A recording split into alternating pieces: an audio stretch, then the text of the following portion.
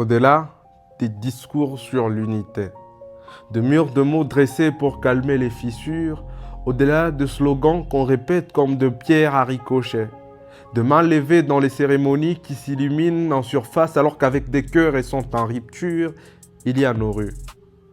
Nos rues où l'identité au-delà d'une idée c'est un test de survie. On y apprend vite que certains noms ouvrent de portes et que d'autres les ferment avant même que l'on ne frappe. On y apprend à lire l'autre comme un risque. Un accent devient une alarme, une danse un soupçon. Une prière devient une frontière invisible qui respire entre deux corps. Comme si la différence n'était plus une particularité mais une faute commune dans ce bas monde.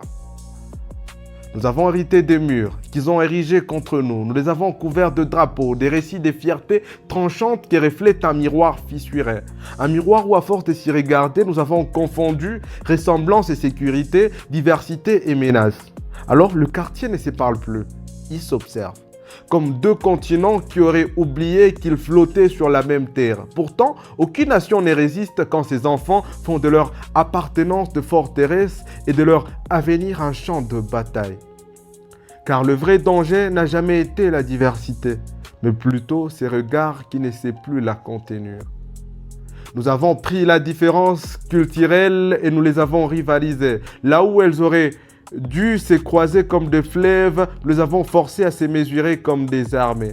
Alors viens, non pas pour effacer ton nom, il est la première cicatrice, c'est ta première lumière, mais pour comprendre qu'il n'est pas une prison autour du monde. Ton identité n'est pas rien à toucher celle de l'autre.